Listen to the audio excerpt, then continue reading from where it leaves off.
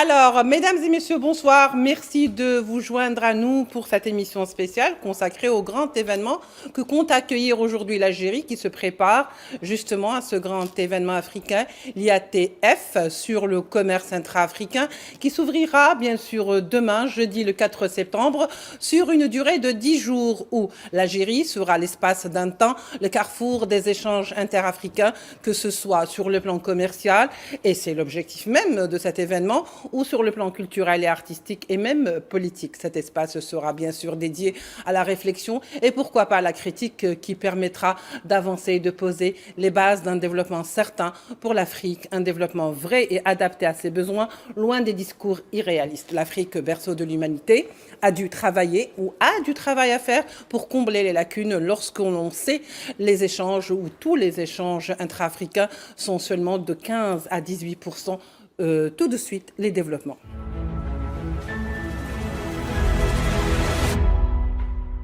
Donc, comme je le disais, pour en parler ce soir avec nous, quand même, nous avons des invités assez, je dirais, que nous accueillons avec beaucoup de plaisir, des invités qui sont des experts dans le commerce international. Avec nous, pour commencer, Edir Sassi, qui est expert en économie internationale. Monsieur Edir Bensassi, bonsoir, merci d'être avec nous. Merci, bonsoir, toujours un Bien plaisir. sûr, nous avons également avec nous monsieur Monsef Boudarba, qui est expert en commerce international. Merci d'être avec nous.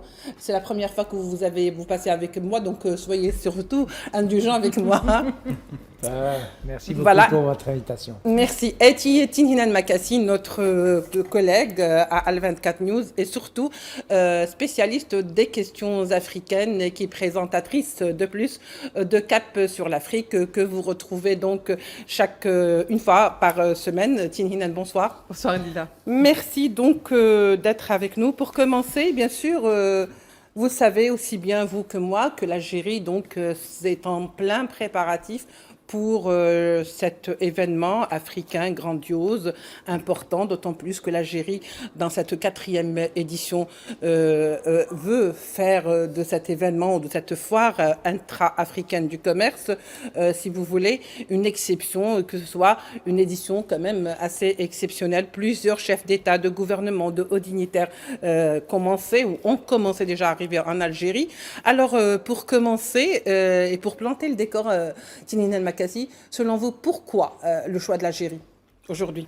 Alors il faut retenir déjà que c'est un choix qui n'est pas anodin. La première, les premières expériences du ATF, elles sont passées dans un contexte qui est particulier. D'abord, il y a eu l'édition du Caire, donc c'est là-bas où on a inauguré à 2 reprises. Il y a eu cette inauguration, il y a eu ce choix aussi qui était pertinent. L'Égypte est une partie importante, enfin est un grand pays africain, est un grand pays arabe. Donc ce choix était pertinent. Il y a eu après l'édition de l'Afrique du Sud qui s'est passé en post-Covid. Là aussi, c'était un contexte particulier où il a fallu déjà, il y a eu le contexte du Covid, donc il a fallu la maintenir en dépit du Covid et toute l'organisation qui va avec. Mais il y a eu aussi ces décisions qui sont à la hauteur du pays qui a accueilli. Là, en quelque sorte, on peut dire que le choix de l'Algérie, finalement, c'est les 3 premières éditions et c'est le résumé de tout ça. Donc le IATF, on peut dire qu'aujourd'hui, grâce à cette édition, il atteint l'étage supérieur. On est à une étape très importante du IATF parce qu'on est déjà dans un contexte mondial qui est particulier, on est dans un contexte africain qui est particulier, on est dans un contexte régional qui est particulier. Et ce que l'Algérie a à offrir aujourd'hui en termes de diplomatie, en termes d'intelligence, en termes d'infrastructure, en termes d'expérience, est très intéressant pour le continent africain, surtout quand on revient à l'histoire du pays.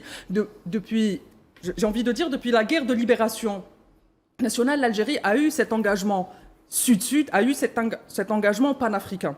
Au lendemain de l'indépendance, on a fait des indépendances des pays du Sud, on a fait de l'indépendance du continent africain et de la souveraineté notre fil conducteur dans notre diplomatie, mais aussi c'est devenu presque des principes du peuple algérien aujourd'hui. Les indépendances, l'anticolonialisme, l'antilibéralisme en quelque sorte aussi. On a cette vision-là de l'Afrique, on a cette vision-là du Sud global. Très bien. Donc l'Algérie aujourd'hui, pour résumer, je vais dire que l'Algérie l'Algérie finalement. Et aujourd'hui, on est arrivé à une étape où elle cristallise tous les acquis des 3 premières expériences. La somme des réalisations. La somme des réalisations des 3 premières expériences vont s'exprimer finalement, vont pouvoir s'exprimer pour cette édition algérienne.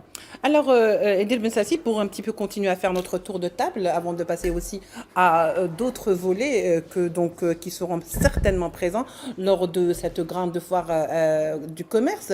Alors, le commerce en Afrique, quelle place il a réellement? Est-ce que réellement le commerce aujourd'hui tient une place prépondérante, par exemple, dans un continent africain où nous savons très bien que, par exemple, tous les pays ne sont pas au même niveau, qu'il y a des disparités, que ce soit sur le plan économique ou commercial?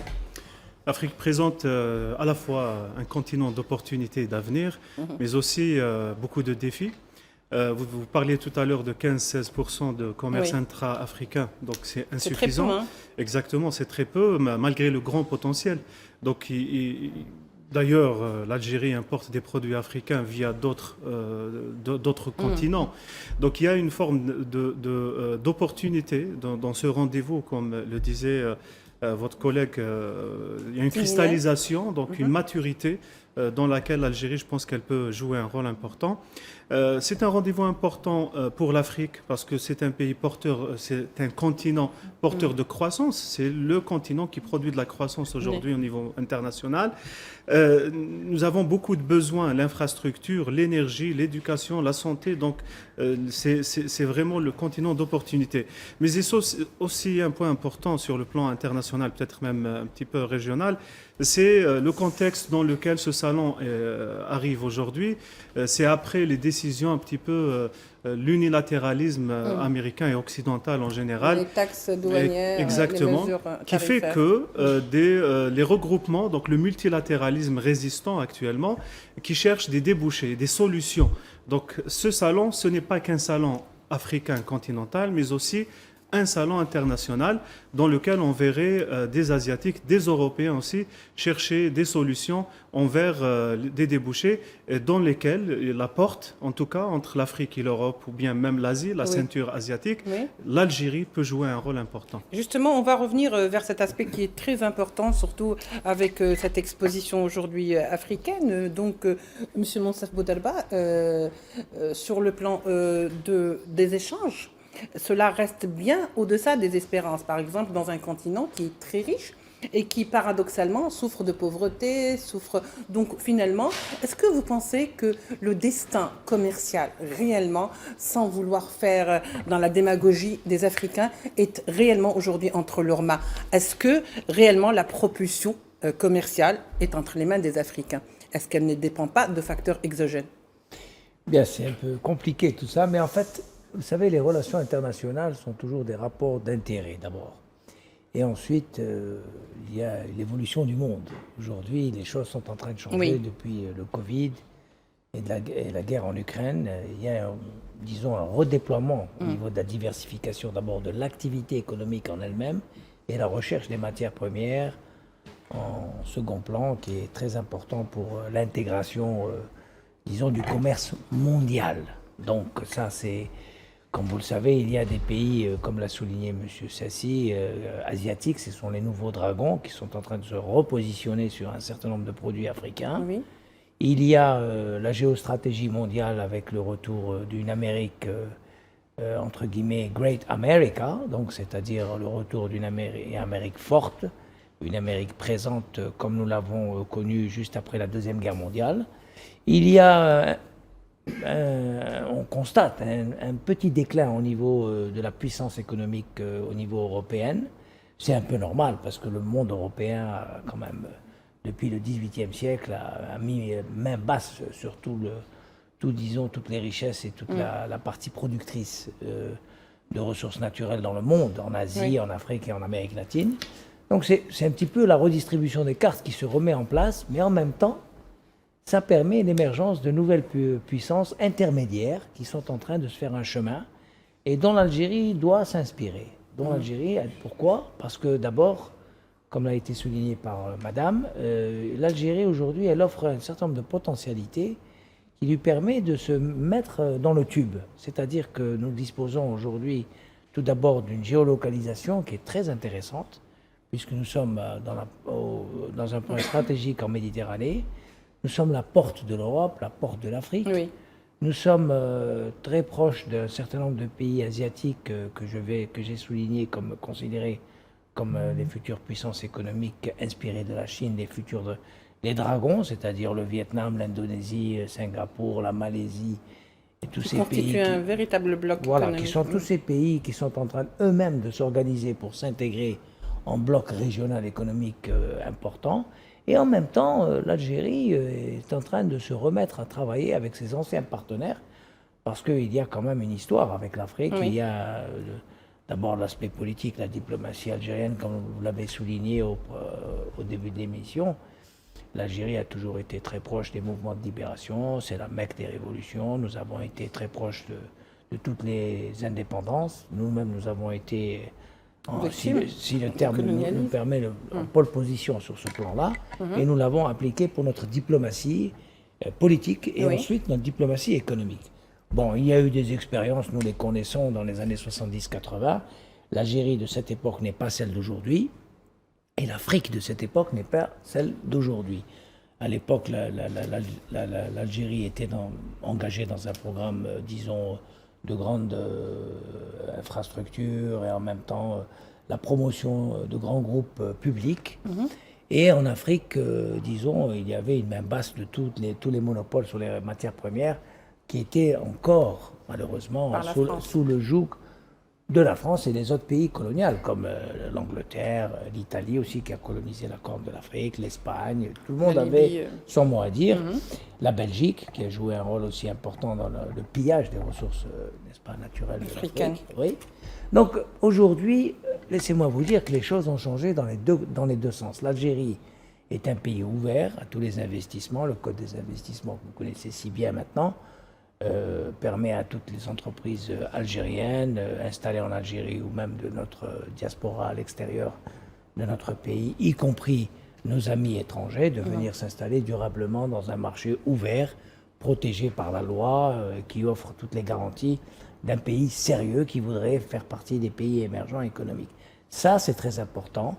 Et en même temps, l'Afrique, il y a un certain nombre de choses que nous devons bien comprendre. Oui. Aujourd'hui, l'Afrique, à 80% de son activité économique, est gérée par les pouvoirs privés.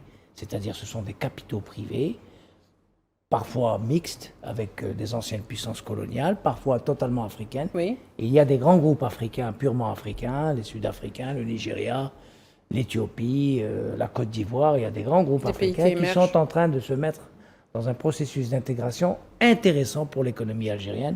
Nous qui sommes aujourd'hui à un niveau industriel intéressant sur le plan de la qualité, nous avons un savoir-faire, un know-how qui nous maîtrisons le transfert de technologie de nos amis européens, puisque nous avons eu depuis 40 ans de bonnes relations avec eux, avec des difficultés, avec un certain nombre de réglages qui doivent se faire dans le cadre des nouvelles négociations.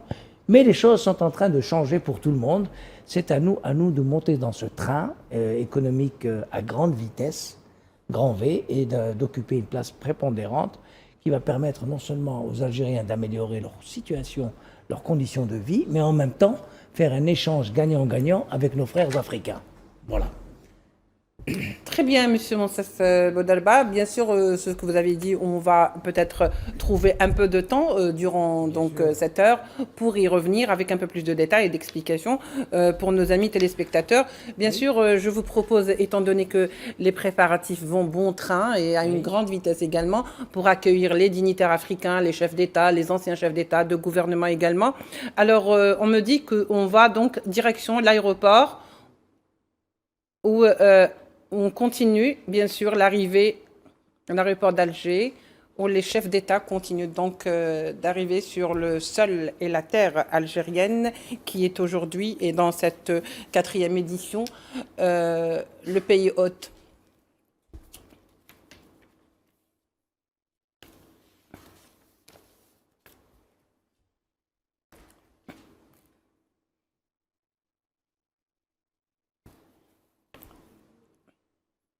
Alors là, on va d'un instant à l'autre voir la sortie de l'avion du vice-président du Kenya qui vient d'arriver. Bien sûr, c'est le président qui... Donc, nous avons, depuis ce matin, une arrivée successive de présidents et de chefs d'État africains. Le président mauritanien qui est arrivé à Alger pour participer au salon de l'IATF. Le vice-président du Kenya qui arrive également. Le président tunisien qui est déjà arrivé. Le président qu'on attend, bien sûr, le président du Conseil libyen. Et bien sûr, le président mozambicain.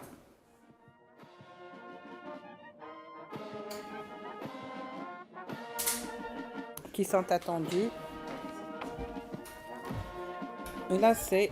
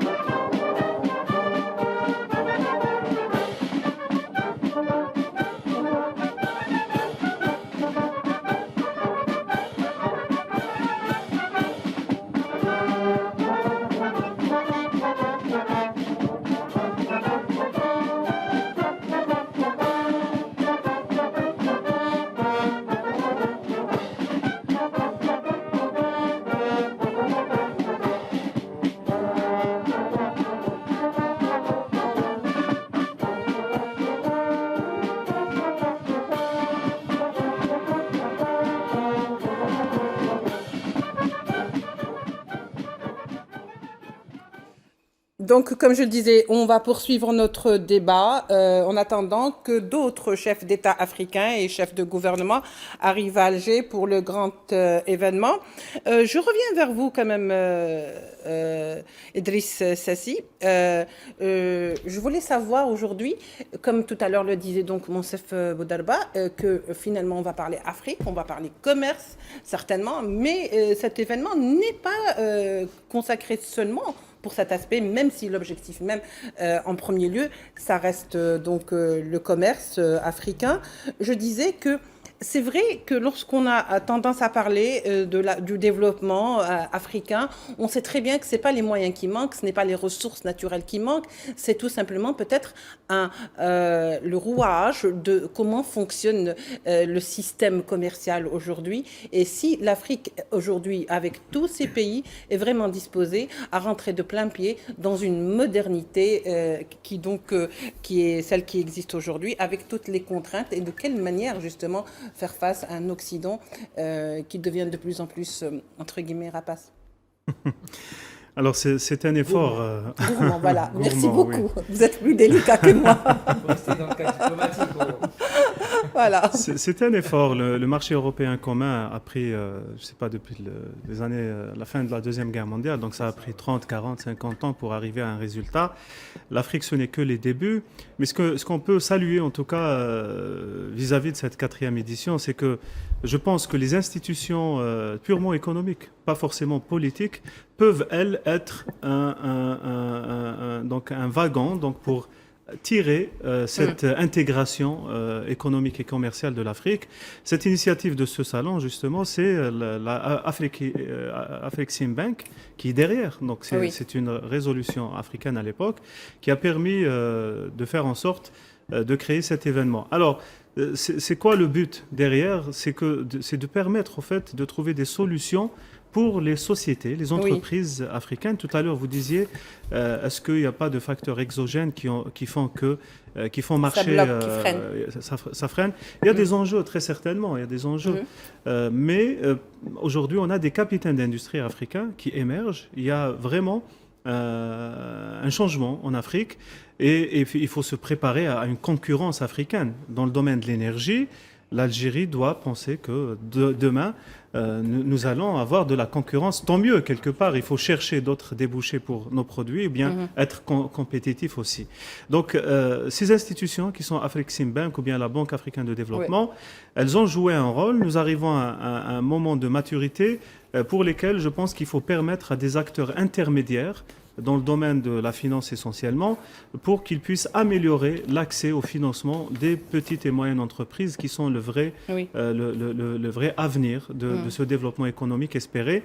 Et donc ces acteurs, j'espère en tout cas dans ces ateliers, j'ai vu quelques thématiques dans lesquelles cette question va être abordée parce qu'une moyenne entreprise n'a pas la capacité d'intégrer ces plateformes qui sont les grandes institutions financières. Il faut trouver des intermédiaires, entre guillemets, qui puissent permettre améliorer cet accès. Donc, facteur exogène, oui, le monde est tel qu'il est, il faut jouer le jeu et se préparer à l'avenir. Oui, certainement. On va voir comment on va jouer le jeu tout à l'heure.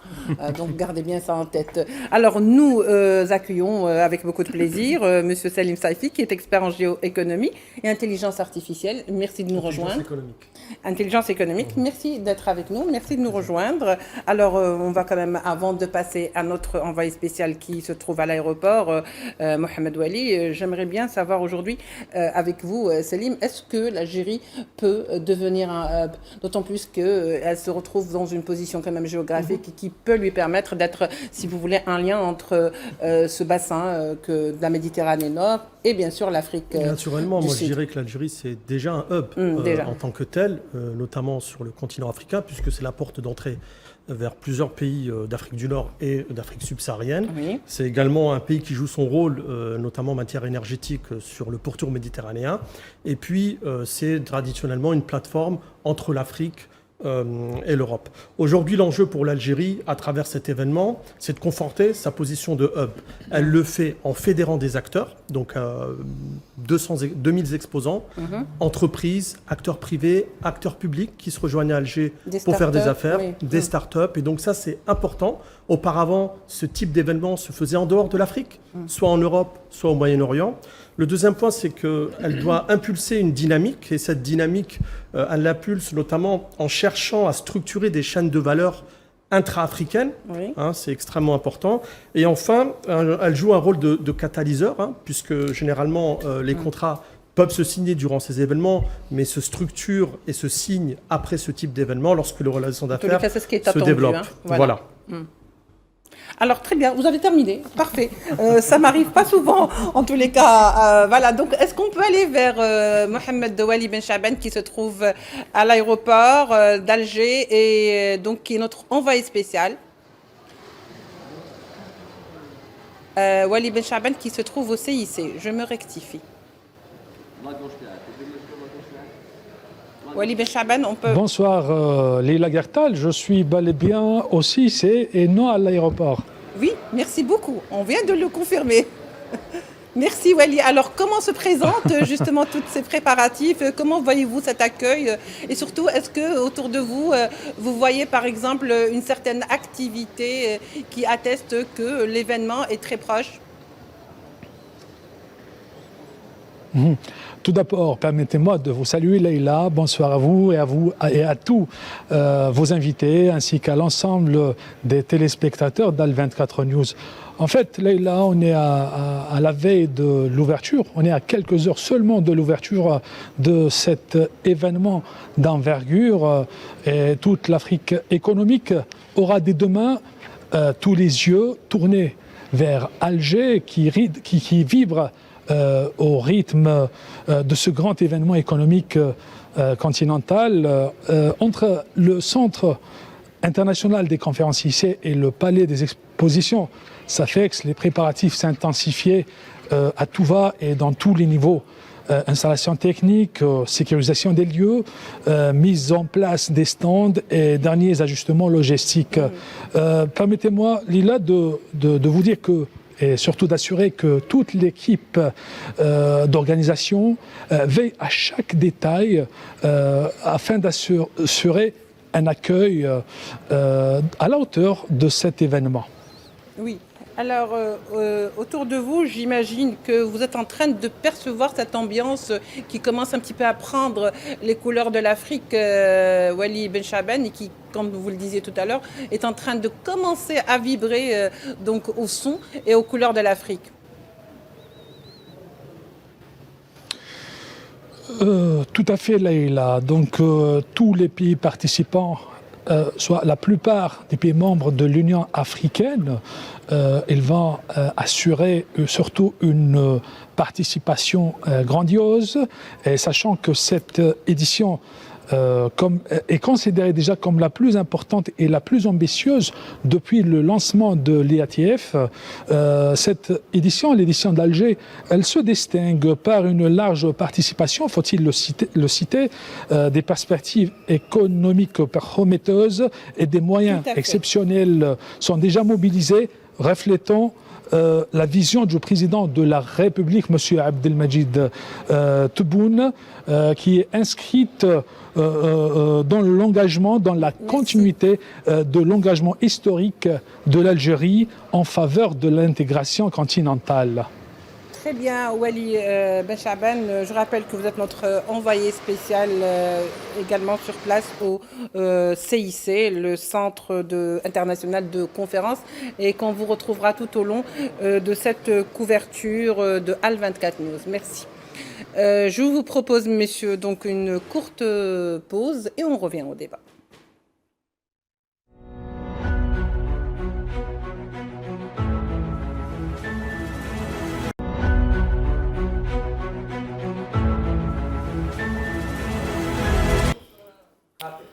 Mesdames et messieurs, bonsoir. Merci de nous retrouver à nouveau pour la suite de ce débat. Bien sûr, nous retrouvons tout de suite Nazim Sini, enseignant agrégé d'économie à l'Université Aix-Marseille 1. Nazim Sini, bonsoir.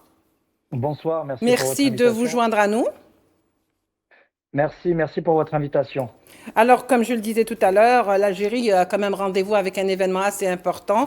Il s'agit du commerce intra-africain. Faut-il y croire aujourd'hui plus que jamais, étant donné que nous nous inscrivons dans un contexte complètement différent sur le plan de la géopolitique et que l'Afrique d'aujourd'hui n'est plus ce qu'elle était donc il y a quelques années et que nous sommes aussi sortis de certaines je dirais, des idées préconçues ou des préjugés que l'Afrique est un continent pauvre aujourd'hui. Alors, aujourd'hui, j'allais dire, est-ce que vous qui êtes spécialiste dans les startups, est-ce que l'Afrique de demain, ça sera celle des startups également ? Écoutez, oui, on doit y croire, vous avez raison. Et puis, si vous me permettez, je dirais que c'est now or never. C'est-à-dire, ça doit être, on doit faire les choses et entamer les réformes maintenant ou jamais. Pourquoi? Parce qu'on est à la croisée des chemins pour le continent africain. On le sait, c'est un continent qui est de plus en plus peuplé, avec une démographie galopante, avec un taux d'urbanisme également qui évolue très rapidement. On sait que le PIB de l'Afrique va être multiplié par 3 ou par 4 pour les 20 ou les 30 prochaines années. Et surtout, c'est un continent qui est en plein essor, avec certains pays d'Afrique de l'Est qui tirent réellement la croissance du continent, avec des taux de croissance supérieurs à 5%. L'Afrique du Nord également qui joue le rôle de locomotive pour justement l'Afrique. Et effectivement, je pense que le rôle du numérique va avoir un rôle majeur et prépondérant. Pourquoi? Parce qu'il faut savoir que, de fait, nous avons une démographie qui est jeune, donc avec un taux d'adoption des outils numériques qui est très élevé. Et surtout, on voit l'émergence face notamment, par exemple, à un taux d'inclusion financière qui est assez faible. Oui. On voit l'émergence des fintech. Face également à un manque de taux de bancarisation, on voit l'émergence également du mobile payment, etc. Et en fait, on est en train d'assister à quelque part l'émergence de solutions qui permettent justement à la jeunesse africaine de pouvoir utiliser les outils numériques dans le but d'en faire des usages pour leur quotidien ou pour créer une activité. Donc c'est en cela que le volet numérique et start-up est très important dans cette édition de l'IATF que va accueillir Alger. Moi, ce que j'apprécie, si vous voulez, dans cette édition, c'est que notre pays va être la capitale du continent africain le temps Oui. de quelques jours. Et surtout, l'objectif, c'est, je l'ai entendu sur votre plateau et je partage cet avis, c'est que notre pays puisse être une locomotive, être le fédérateur justement de l'ensemble des économies africaines dans le but de renforcer leur intégration et surtout de jouer un rôle crucial dans cette reconfiguration à laquelle nous sommes en train d'assister au niveau de la mondialisation. Vous Oui. le voyez, il y a des blocs régionaux qui se créent, on est en train de voir des sphères d'influence qui sont en train de naître et le continent doit absolument ne plus être spectateur de son développement, mais plutôt être acteur et avoir également des parts de marché à l'international. Vous l'avez dit, nous sommes en train d'assister à une bataille économique féroce sur le volet industriel, le volet technologique, mais aussi le volet commercial. Et il est temps pour l'Afrique, justement, d'avoir des points de convergence, d'unir ses forces pour justement affronter cette nouvelle compétition internationale. C'est parfait. Je pense que ça résume un petit peu de ce qu'on a à peu près abordé, mesdames et messieurs. Je voudrais revenir vers vous, Monsieur Monsef Oui. Boudarba, justement. Est-ce qu'aujourd'hui, comment, c'est-à-dire, c'est vrai que cet événement est très important parce que c'est aussi une opportunité de rencontrer plein de petites, des entreprises, des start-up, des jeunes, parce que l'Afrique est quand même, si vous voulez, constituée en grande majorité par des jeunes qui aspirent justement à trouver leur place. Est-ce que vous pensez qu'on peut dépasser le simple cadre d'exposition commerciale pour justement aller vers un outil durable de mise en relation entre les pays et surtout concernant justement cet échange commercial? Bien. Sur ce volet, je pense qu'il faut souligner ce soir le travail colossal qu'a fait la ZLECAf. L'Algérie est engagée pleinement dans ce processus.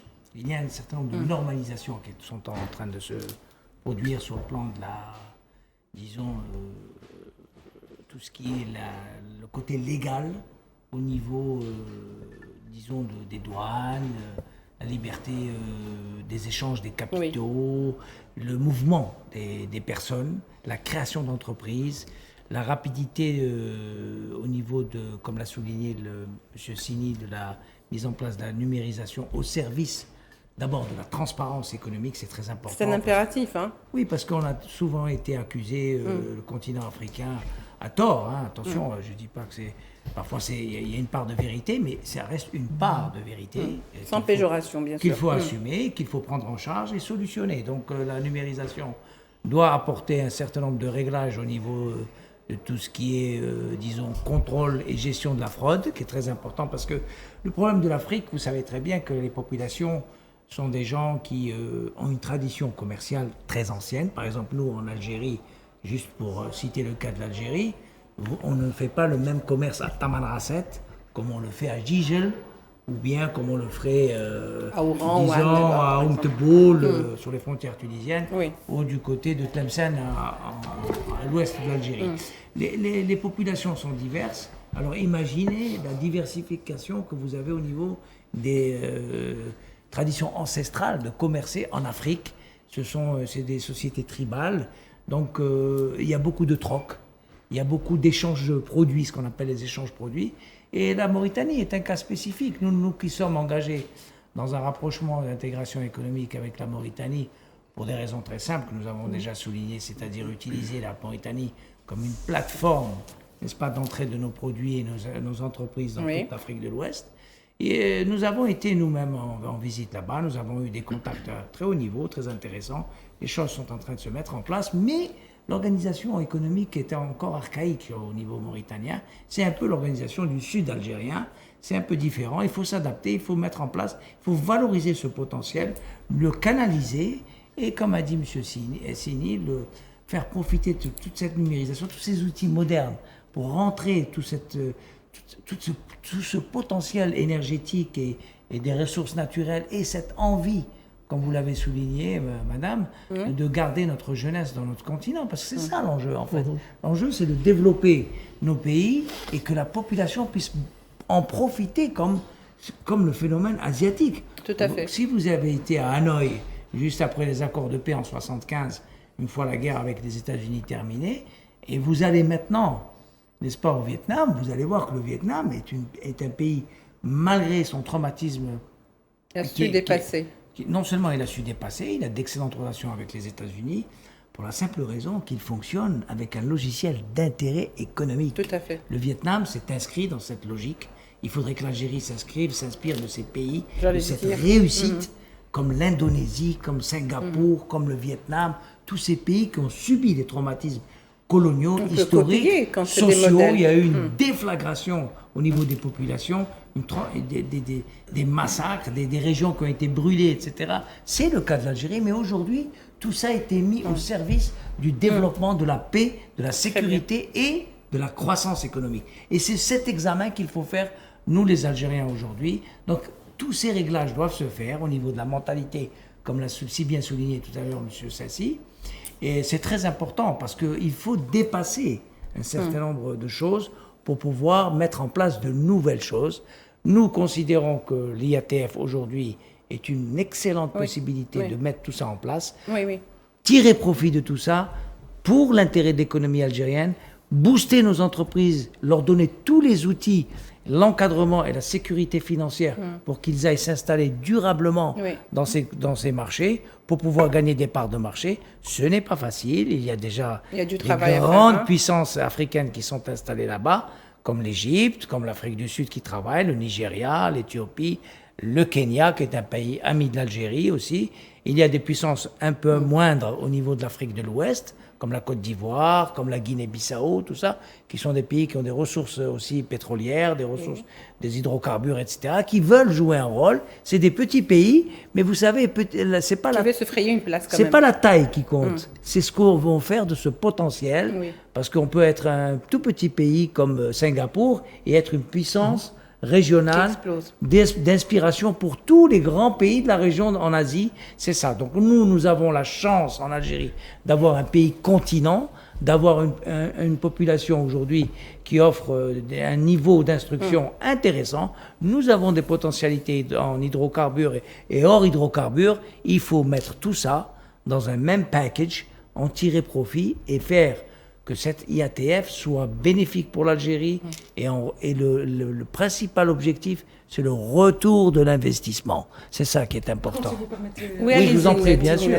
Vous avez parlé- c'est vrai qu'en Afrique, il existe des traditions qui sont très différentes des Bien traditions sûr. occidentales, et tant mieux.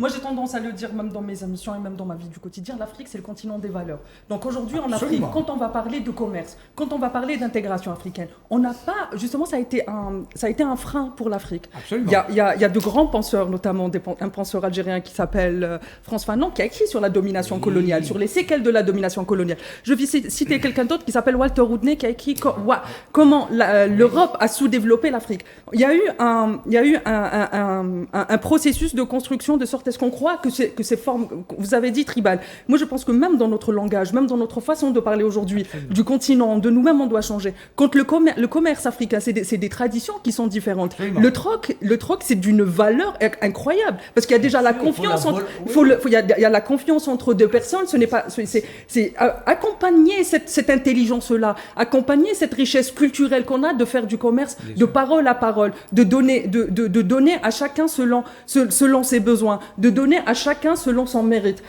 Avec l'intelligence que nous offre le numérique, avec l'intelligence que nous offre le monde d'aujourd'hui. Moi, j'aime pas parler de monde moderne, parce que le monde moderne est celui qui a sous-développé l'Afrique. Vous avez aussi parlé de l'exemple de certains pays asiatiques. Moi, je pense qu'aujourd'hui, le défi pour l'Afrique, justement, est de ne pas tomber dans le piège de ces pays-là. Parce qu'ils ont créé deux sociétés. Il y a quand on voit de l'extérieur, c'est extraordinaire. Mais il y a aussi cette image de la modernité qui est excessivement occidentale, qui est mise en place dans certains pays de l'Asie, et notamment mais ils gardent leurs valeurs. Mais ils gardent mais il y a une intrinsèque, je parle des valeurs intrinsèques. Il y a un amalgame qui se fait quelque part, et c'est ça où, justement, là où l'Occident intervient dans nos sociétés, en déconstruisant les valeurs traditionnelles, que ce soit dans le cadre du commerce, que ce soit dans le cadre de la relation diplomatique, et met en place justement cette vision comme aujourd'hui l'Europe, elle se retrouve, vous avez parlé tout à l'heure de l'Union européenne, elle se retrouve dans le commerce face à ces contradictions, parce que justement elle a refusé de prendre en charge ces questions-là. Et l'Afrique aujourd'hui, avec le IATF, avec la ZLECAf, il faut qu'on ait cette intelligence. Et l'Algérie, je pense, c'est là où l'Algérie peut jouer un rôle moteur. Parce que l'Algérie, il faut, avec d'autres pays, Très bien. aussi... allez-y. L'Algérie aujourd'hui, avec d'autres pays, notamment le Nigeria, le Kenya, le Ghana, on est non seulement des pays champions de l'intégration africaine, non seulement des pays champions dans le panafricanisme aussi, par notre passé, par notre histoire, mais aujourd'hui, on est aussi les champions de la réappropriation de la culture africaine. Il y a la CANEX aussi, dans ce cadre-là, la richesse de la culture africaine. Moi, je pense qu'aujourd'hui, l'un des objectifs, et c'est là où l'Algérie, elle a un rôle à jouer, vous l'avez dit vous-même, on ne fait pas du commerce comme on fait à Tamanrasset, comme on fait... Mais tout ça sous un parapluie de loi, d'un cadre juridique, d'un cadre légal. Mais on a su impulser ce que nous avons de beau dans nos sociétés, ce que nous avons de beau dans ce continent, et ce que nous avons de beau dans ce pays, et en faire quelque chose. Et en faire quelque chose qui peut aller de l'avant. Et même si on est au niveau des startups, etc., il y a aussi, je pense que, et c'est là où la jeunesse africaine, et c'est là où ça devient très intéressant pour nous de ne pas tomber dans le piège, et de l'Union européenne, au lendemain de la guerre, qui a expédié les questions politiques, qui a expédié la question des peuples, et qui s'est dit, nous aujourd'hui, on va faire du business, on va gagner de l'argent, qui a été aussi le cas dans certains pays asiatiques, où l'Occident a tout mis en place, les États-Unis notamment, a tout mis en place pour qu'on expédie cette question de la mémoire. Mais nous, aujourd'hui, en Afrique, je pense que c'est là où ça devient très intéressant. On a ce recul, déjà des pays qui l'ont vécu, mais aussi on tient à nos valeurs panafricaine, africaine, et c'est ça une des principales richesses, Parfait, en plus Tina. des richesses naturelles. Parfait, Tina. Parfait, parce qu'on a Nazim Sini qui donc doit nous quitter, et avant de partir, je voudrais quand même lui donner une dernière question, et on va revenir vers ce débat très passionné. Alors, Nazim Sini, selon vous, quel levier l'Algérie doit-elle justement actionner sur le plan logistique, financier et réglementaire pour transformer toutes ces infrastructures et stratégiques comme les ports, les routes transaériennes en quelque chose de concret, de réel sur le terrain? Écoutez, si vous me permettez, j'aimerais juste revenir sur les propos de Tina que je trouve allez-y. dans lesquels je me reconnais pleinement. Elle a parfaitement raison. Je pense que l'essor du continent africain doit passer par une Afrique plus inclusive, une Afrique plus sociale, une Afrique plus éthique, une Afrique plus équitable, pour éviter le piège justement des projets de développement néo-capitalistes qui ont créé finalement l'anarchie et qui ont plus creusé les écarts de richesse plutôt que les réduire. D'ailleurs, l'indice de Gini, vous savez, c'est un indicateur qui permet d'analyser les écarts de richesse entre les populations les plus riches et les populations les plus pauvres. Et cet indice de Gini s'est exacerbé à cause de la mondialisation qui a été conçue durant la période d'après-guerre.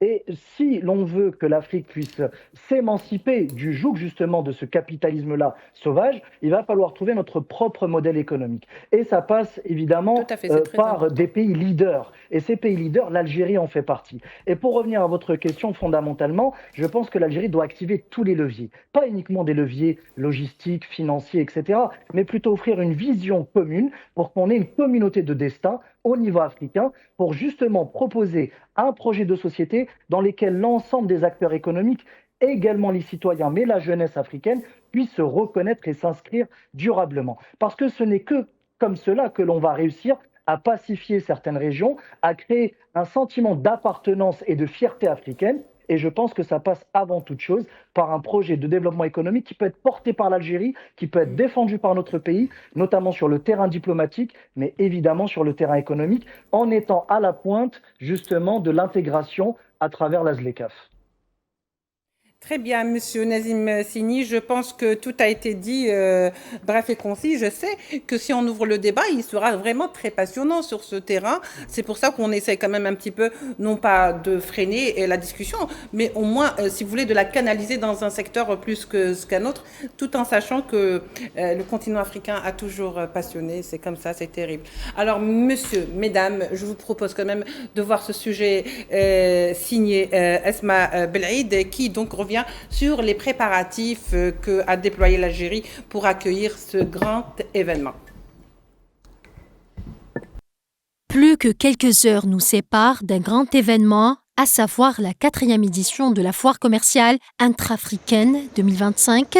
Les équipes d'Al24 News se sont introduites pour vous au Palais des Expositions des Pins Maritimes à Alger pour suivre de près les derniers préparatifs qui battent leur plein. Pour la finalisation des dernières retouches, un grand nombre d'ouvriers s'attellent pour que tout soit fin prêt pour accueillir les participants dans les meilleures conditions. Effectivement, donc notre visite aujourd'hui à Safex, juste pour voir exactement donc les préparatifs des groupes donc, qui dépendent du ministère des Transports. Et le ministère des Transports, comme il est présent ici, donc par 4 groupes. Donc le premier groupe, c'est bien le groupe Serport, le deuxième groupe, c'est le groupe des ports algériens, et le troisième, donc c'est Logitrans et Air Algérie. Bien sûr, aussi, donc il faut dire que Air Algérie Domestique est présente aussi donc, au niveau du Safex. Nous sommes présents à cet important événement qui est l'IATF. C'est un événement continental intra-africain qui vient pour renforcer et conforter les accords qui ont eu lieu dans le continent africain. Pour ce qui est des préparatifs, ça se déroule très bien. Nous avons chacun dans son domaine intervenu pour rendre cet événement important et procurer toute la réussite qu'il mérite et de mettre en exergue les opportunités et surtout les atouts de l'Algérie, ce beau pays auquel nous appartenons. Selon les participants, toutes les conditions sont réunies pour garantir le bon déroulement de cet événement. Les espaces extérieurs et l'ensemble des infrastructures du Palais des Expositions ont été aménagés pour accueillir ce rendez-vous d'envergure continentale.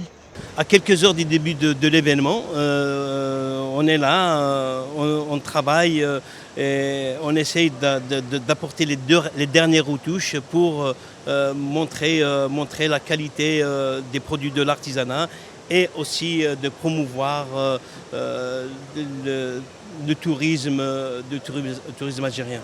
Oui, nous travaillons en étroite collaboration avec la Safex, donc il y a les moyens qui sont mis en place.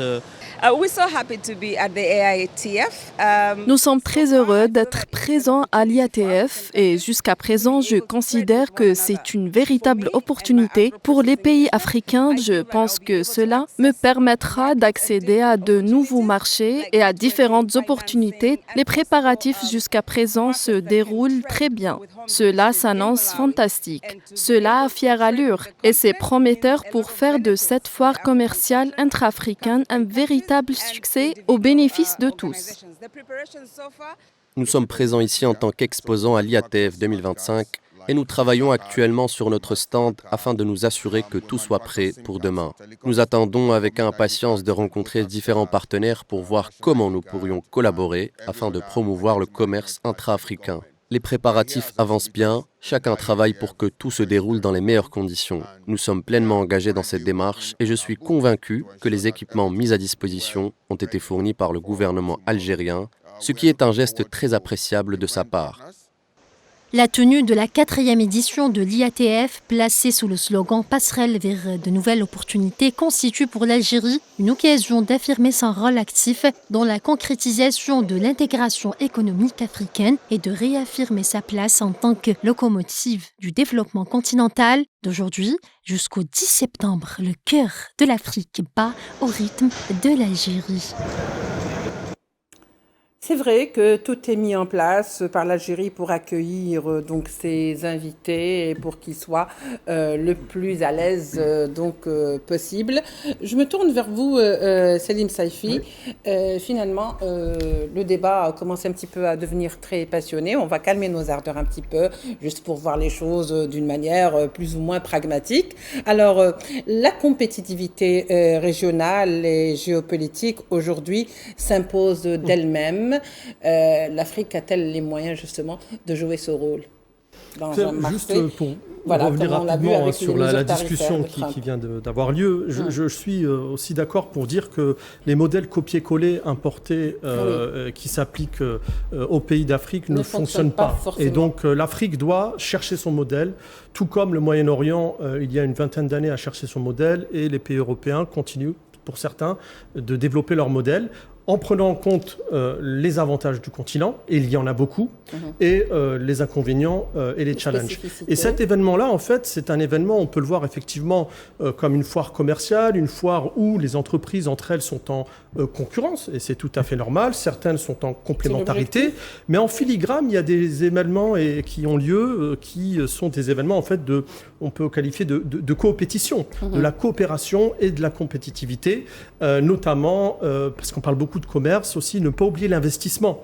Il y a aujourd'hui beaucoup de pays en Afrique qui ont des facteurs d'attractivité qui sont très importants et qui arrivent à attirer des investisseurs étrangers. Et aujourd'hui, force est de constater que les investissements intra-africains, au-delà de le commerce intra-africain, sont peu élevés. Et c'est là où, en fait, on peut aussi également développer une certaine forme de coopétition où les pays peuvent partager leur modèle et leur réussite. Des petits pays comme le Rwanda, qui ont réussi en matière de digitalisation, aujourd'hui avec des guichets uniques à l'investissement qui sont très compétitifs. L'Égypte, qui a aussi... Le Rwanda s'en sort très bien. Hein. Il s'en sort Après très bien. le génocide de 94, voilà, je pense que c'est un PIB de 10 milliards de dollars. Ils ont mis en place quand même des outils de digitalisation qui sont très efficaces. L'Égypte, une grande économie, avec l'Algérie et l'Afrique du Sud et le Nigeria, qui a également réussi à mettre en place ce qu'on appelle le Golden License pour faciliter les investissements de bout en bout pour les investisseurs étrangers et africains. Ce sont des modèles qui peuvent se dupliquer au niveau d'autres pays africains. Donc on peut chercher au sein de l'Afrique des modèles de réussite dont on peut s'inspirer. Très bien Salim. Alors, puisqu'il ne nous reste que 3 minutes, pas avant la fin de l'émission, mais juste de cette première partie, je me tourne vers vous, Idriss Sassi. Vous aviez quelque chose à dire, il me semble. Alors c'est quelque chose qui me tient à cœur parce que nous sommes ouverts au débat idéologique, évidemment. Chacun et l'Algérie a suffisamment de crédibilité pour défendre des positions de principe, ça c'est inéluctable. Oui. Mais je voudrais attirer l'attention sur le danger du fait de vendre de l'idéologie et de s'isoler des solutions. Oui. Aujourd'hui, il n'est pas de l'intérêt de l'Afrique ni de l'Algérie de s'isoler. Il ne faut pas jouer... De s'exclure. De s'exclure. Il faut jouer le jeu. Il faut rentrer dans ces plateformes, capitalistes ou pas, il faut jouer le jeu. Nous plaidons pour une intégration de l'Afrique dans les solutions, dans les flux. Il ne faut pas s'isoler. Et le capitaliste néfaste qui va faire en sorte de porter des débats et d'isoler le potentiel africain et algérien parce que nous avons une idée reçue quelque part, lui, il n'hésitera pas à jouer le jeu et venir jouer chez vous et faire porter des solutions. Aujourd'hui, ce salon va servir aux Algériens aussi de connaître les priorités des Africains. Nous sommes peut-être un peu en retard, pensant que l'Afrique a besoin d'idéologie. Les Africains n'attendent ni du social ni de l'idéologie. Ils sont dans ce salon pour parler d'économie et d'opportunités, d'argent. Voilà. Jouons le jeu, gardons nos principes en vue, il ne faut pas se perdre, mais il ne faut pas s'isoler de ces plateformes et de ces flux. Très bien, donc Idriss Sassi. Monsieur, mesdames surtout, on vous laisse donc pour une courte pause et on poursuit le débat. Restez avec nous.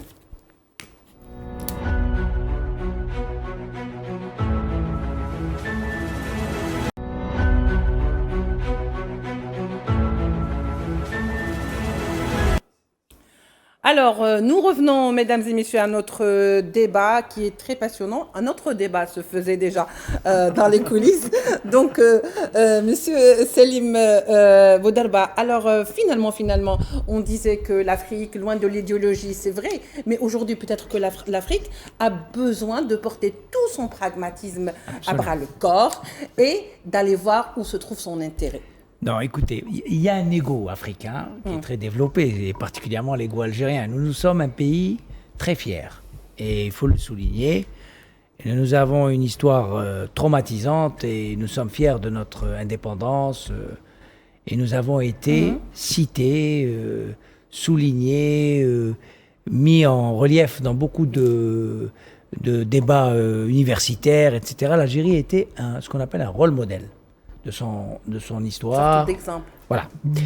Là, ce qu'il faut retenir, et c'est pas pour contredire ce qu'a dit madame, mais... Tinina Makassi. Madame Tinina. Passionnée par l'Afrique.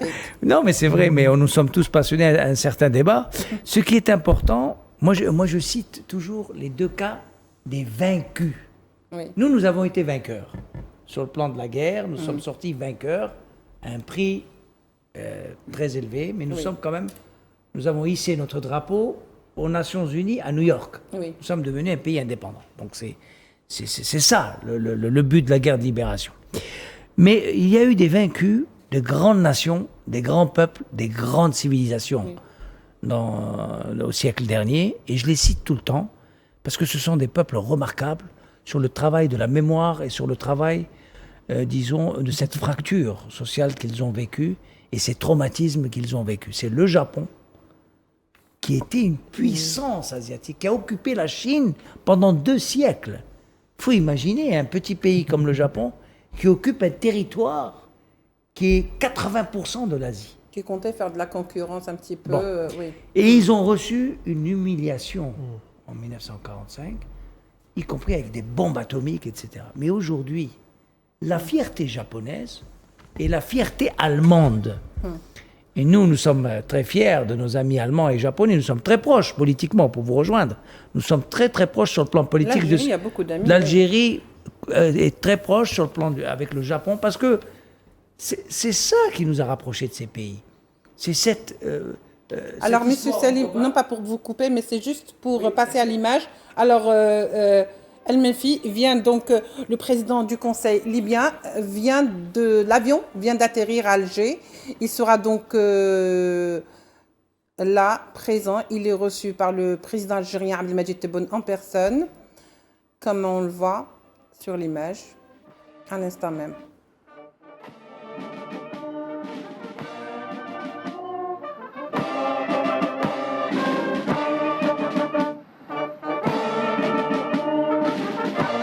ليبيا حاضرة وستكون حاضرة بجناحها بمؤسساتها بفعاليات هذا المعرض. مشاركة تبحث من خلالها ليبيا تنويع شركائها واستقطاب المشاريع والاستثمارات في عدة قطاعات تتقدمها الطاقة وذلك تنشيطا للاقتصاد الوطني. لذلك هذا المعرض فرصة لكي تكتشف إفريقيا الفرص الموجودة بالجارة الشرقية. نستمع الآن للنشيد الوطني لكلا البلدين.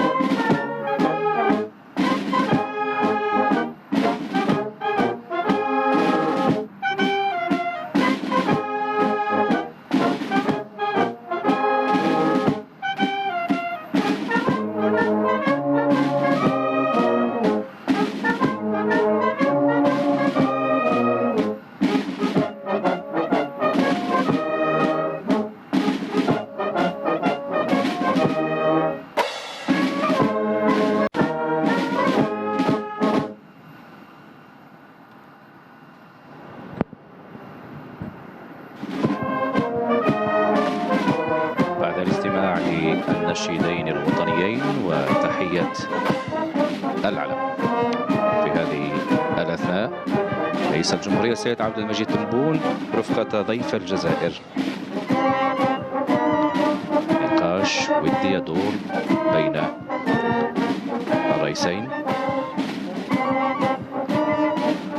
طبعا هذه المشاركة الرسمية الوازنة والفاعلة سيبحث من خلالها أصحاب القرار السياسي والاقتصادي، سيبحثون خطط التنمية المستدامة، الاستثمار وتوحيد الجهود للانفتاح على مختلف التكتلات الاقتصادية العالمية بشكل جماعي، وكذا إعادة النظر في العلاقات الاقتصادية مع مختلف التكتلات الأخرى.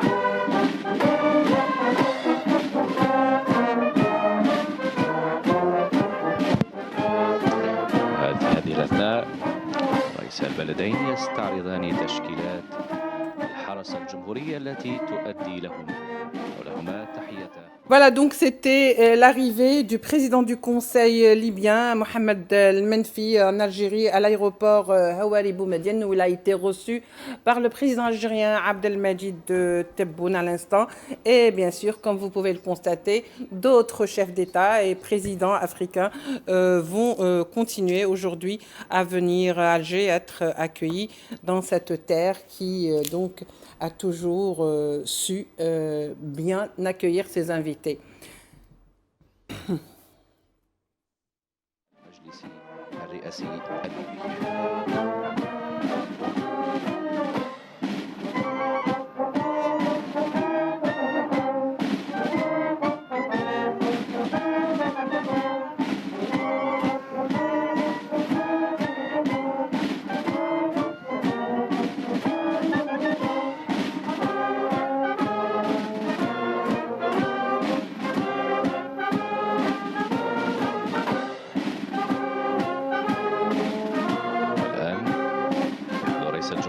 وضيف الجزائر بالقاعة الشرفية لمطار الجزائر الدولي.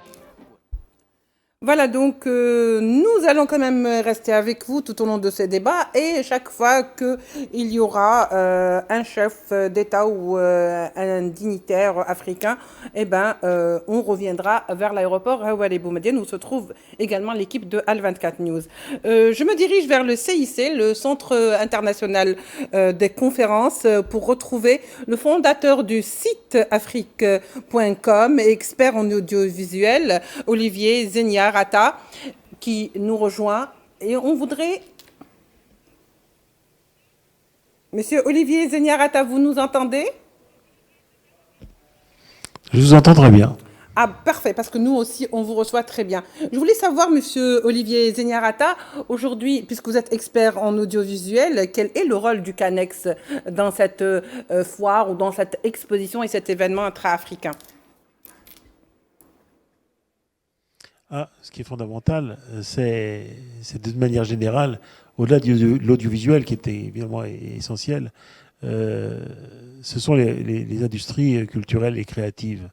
Les industries culturelles et créatives sont aujourd'hui un des grands pôles de développement pour l'Afrique. Et on sait qu'il y a des pays dans le monde dont le produit national brut est très largement constitué par les revenus qu'ils tirent des industries culturelles et créatives. Il faut cesser de considérer la culture uniquement, même si c'est essentiel, sur le plan de l'identité et sur le plan de la préservation de la diversité culturelle. Il faut aussi considérer la culture comme un secteur économique à part entière qui peut aujourd'hui porter le développement dans un grand nombre de pays africains. Récemment, comme vous le savez sans doute, une dynamique de relance du cinéma algérien a été engagée par le ministre de la Communication et des Arts, de la Culture et des Arts, pardon, par le ministre de la Culture et des Arts en Algérie. Mais il est évident que le cinéma est aujourd'hui une industrie qui, dans un très grand nombre de pays, exporte, rapporte de l'argent, constitue un secteur économique à part entière qui à la fois crée de l'emploi et crée de la richesse pour le pays. Donc, dans cette ouverture d'un marché international panafricain, il est essentiel que les industries culturelles et créatives soient prises en compte.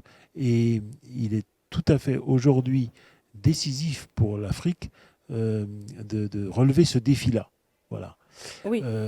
Donc, moi, je suis particulièrement content que, à la fois sur le plan des médias et sur le plan des groupes qui développent des industries culturelles en Afrique, cette réunion, ce marché, puisse jouer un rôle là aussi fondateur, parce qu'il y a une démarche collective qui, pour la première fois, véritablement est prise en compte dans cette réunion. Alors moi, oui, allez-y. Je voudrais, malgré tout... Oui, je vous en prie. Non, je vous en prie. Allez-y, allez-y. Alors, je voulais savoir aujourd'hui... surtout insister sur... Oui, alors, monsieur Olivier Zeniarata, je voulais savoir aujourd'hui, je sais que par exemple, l'Afreximbank vient de débloquer $1 milliard pour la promotion de la production cinématographique. $1 milliard, c'est pas rien. Pourquoi aujourd'hui, justement, selon vous, a-t-on pris conscience que le cinéma pouvait jouer également un rôle important sur le continent africain et pas seulement? Comme je vous le disais, cette conscience, elle existait déjà en Algérie, puisque la dynamique de relance du cinéma algérien a été engagée, à l'initiative d'ailleurs du président Abdelmadjid Tebboune, dès le début de l'année, puisqu'en janvier, il avait réuni les assises du cinéma. Cette dynamique avait été engagée il l'avait lancée d'ailleurs dès son arrivée, mais elle a été relancée avec force pendant cette année 2025. Et il est tout à fait vrai que ça repose aussi sur la mobilisation de crédit. Et il est tout à fait vrai aussi que ça doit rentrer dans une démarche internationale. Cette démarche internationale, il est important qu'elle soit régionale et pas seulement ni nationale ni internationale. Il est important aussi que là où existent des communautés d'esprit, des communautés culturelles, des relations linguistiques, des relations d'héritage historique, des rapprochements puissent exister pour développer des marchés pour les industries culturelles et créatives qui soient des marchés internationaux. Donc c'est tout à fait crucial aujourd'hui. Et je pense que nous sommes dans une situation où, en réalité, le monde de la vitalité du monde culturel était ultra dominé par un certain nombre d'industries portées par principalement les États-Unis ou par de très grands pays qui exportaient à l'international. Aujourd'hui, on doit avoir une démarche un peu différente. Du fait du développement des médias, du fait du développement des moyens de distribution des œuvres culturelles, on peut imaginer un développement beaucoup plus multipolaire. Et on peut tout à fait concevoir que des œuvres culturelles conçues à partir de pays qui ont su garder une vitalité à leur héritage culturel, des pays comme l'Algérie, puissent devenir un ferment de leur développement économique. Et c'est l'enjeu que nous avons aujourd'hui devant nous, ici en Algérie en particulier, mais qui existe évidemment à l'échelon panafricain. Et pour l'Afrique, c'est un levier de développement fondamental. Regardez par exemple la place que les industries culturelles et créatives, en particulier le cinéma et la musique, jouent au Nigeria. On parle toujours du Nigeria comme une économie pétrolière. En réalité, c'est une économie qui a su se diversifier en direction des industries culturelles et créatives. Oui, parfait. Mais on pourrait aussi parler de la Corée, qui en a fait un outil de soft power extraordinaire et qui, en même temps, a fait des industries culturelles un des ferments de son développement. Donc, nous sommes ici dans un marché qui est purement économique, mais il faut savoir que la culture est loin de devoir être marginalisée dans ce marché-là. Elle a une place centrale et c'est pour ça que c'est un enjeu qu'il faut aujourd'hui relever. Très bien, monsieur Olivier Zeniarata. Donc, J'allais vous poser la question, mais je pense que vous avez anticipé, vous avez peut-être senti venir les choses. Alors, est-ce qu'on peut parler, c'est pour un petit peu, si vous voulez résumer et conclure avec vous, je voudrais avoir quand même de votre part un mot sur l'intégration de l'Afrique, justement de ces industries de cinéma pour que cela réussisse. Alors, vous avez raison. Moi, je voudrais insister sur un point aujourd'hui essentiel. Nous sommes en train de vivre un ébranlement dans l'économie mondiale qui n'a pas de précédent en réalité depuis la dernière guerre mondiale.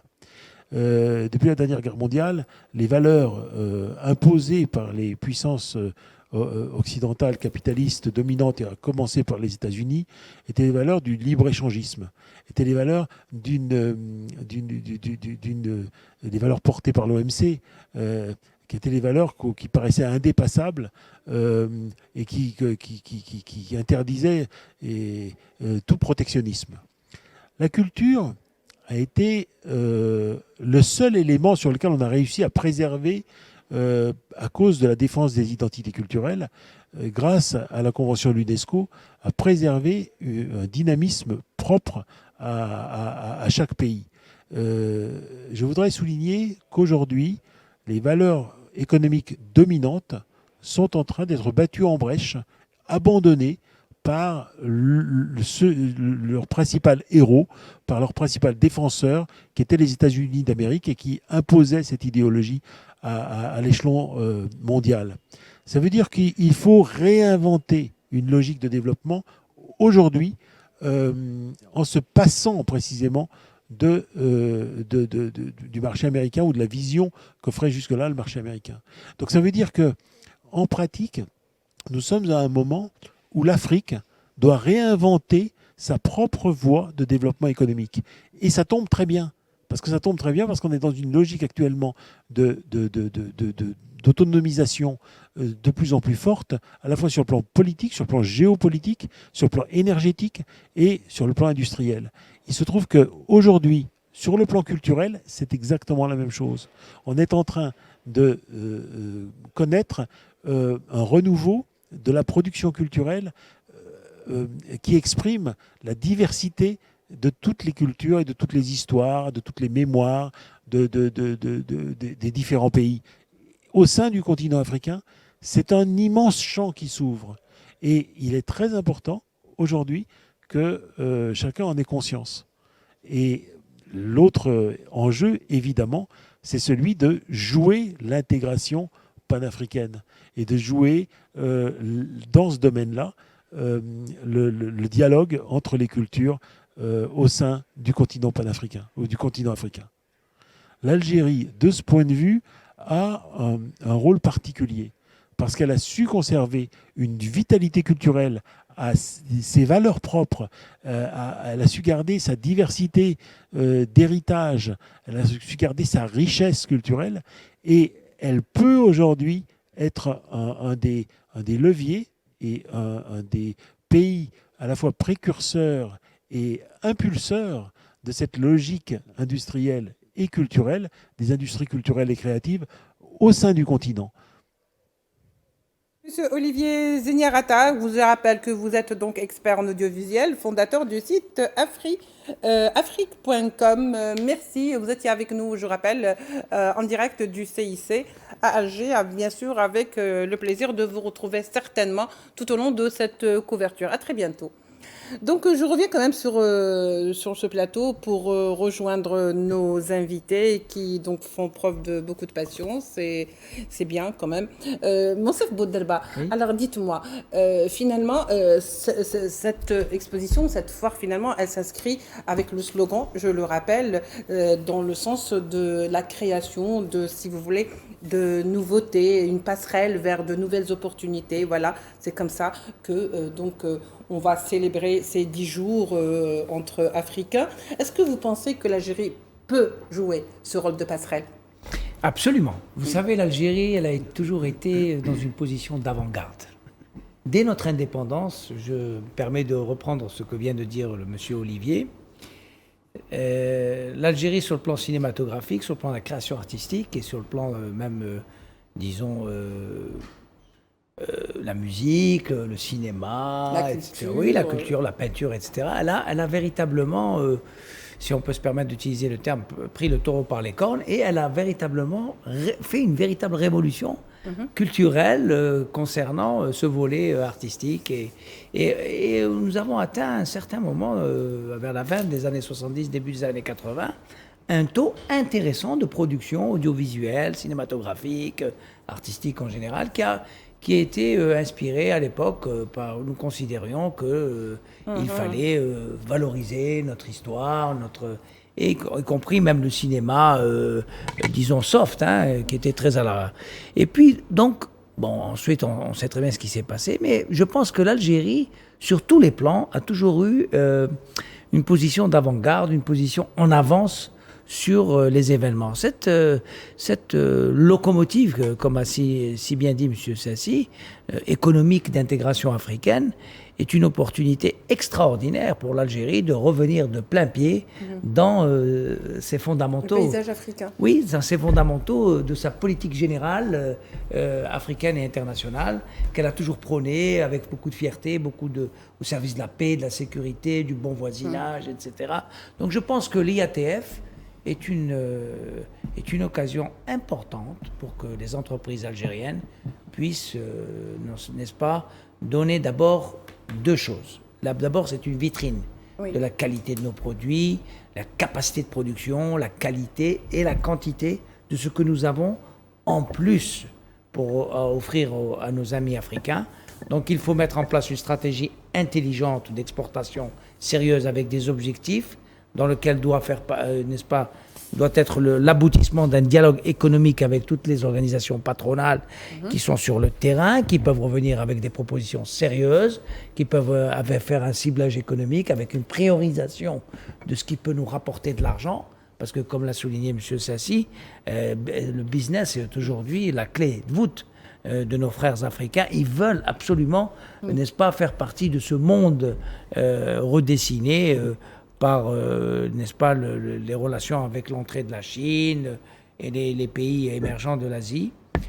Donc l'Algérie peut très facilement se mettre en route avec un partenariat, n'est-ce pas, d'intégration africaine dans lequel l'intérêt de l'Algérie est au premier plan en avant-garde, c'est-à-dire c'est une solution indispensable d'intégration de ce dont nous avons besoin.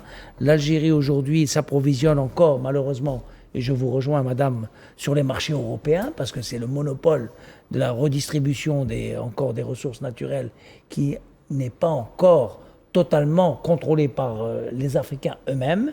Il reste encore beaucoup de choses à faire sur ce plan-là. Donc le travail est là, la réflexion aussi. Je pense que l'Algérie est consciente de ces enjeux. Nous devons le faire avec nos amis africains. Saisir les opportunités. En toute sérénité, mettre à plat, discuter, business, partenariat gagnant-gagnant et avancer pour qu'eux-mêmes puissent aussi faire venir en Algérie, voir et prendre comme... Explorer le marché. Bien sûr, et tirer profit du chemin que nous avons fait. Voilà, réciproquement, je souhaite que cette occasion soit donnée pour beaucoup de succès pour tout le monde. Merci beaucoup, Monsieur Monsef Boudalba. Je rappelle que vous êtes expert en commerce international et que vous êtes donc obligé de nous quitter car vous avez d'autres engagements. Oui. Nous vous remercions d'avoir pris part à notre émission. Merci. Je vous souhaite beaucoup de courage et merci beaucoup. Monsieur Idil Ben Sassi, finalement, est-ce que Monsieur Idil Sassi, pardon, excusez-moi, vraiment. Pas de problème. J'ai fait des siennes avec votre nom. Donc, Monsieur Idil Sassi, dites-moi, finalement, parce que pour rejoindre un peu ce que disait tout à l'heure Tina, parce que finalement c'est ça aussi l'esprit qui règne en ce moment, l'Afrique gagnerait vraiment à faire développer, faire évoluer des blocs économiques sur des plans régionaux, à savoir l'Afrique de l'Est par exemple, ou l'Afrique d'Afrique de l'Ouest, des blocs qui existent déjà en ce moment, mais qui gagneraient vraiment à être encore plus développés, comme par exemple la SADC ou la CEMOC ou encore d'autres groupes comme cela. C'est fait par exemple dans des pays asiatiques, c'est avec des groupes peut-être économiques et commerciaux qu'on peut finalement aller dans la force vers ce monde, explorer ce commerce international avec beaucoup d'assurance. Alors oui, question très intéressante. Je vous donnerai le contexte, l'information qui existe, puisque l'Union africaine y travaille depuis plusieurs années. Et je disais tout à l'heure qu'il faudrait intégrer plus et unifier la voix des Africains auprès des institutions internationales. C'est-à-dire il faut éviter que l'Afrique serait isolée des flux, des plateformes dans lesquelles il y a les opportunités. Ça veut dire c'est ce que fait l'Union africaine. Oui. C'est d'unifier la voix africaine et c'est d'aller nous faire comprendre les priorités de l'Afrique pour les autres partenaires. D'accord ? Il y a eu des réunions récemment au Japon, par exemple. Le Japon qui est une plateforme de financement très intéressante au niveau international. Et les Africains, ils y étaient. Et les fruits de cette stratégie commencent à donner.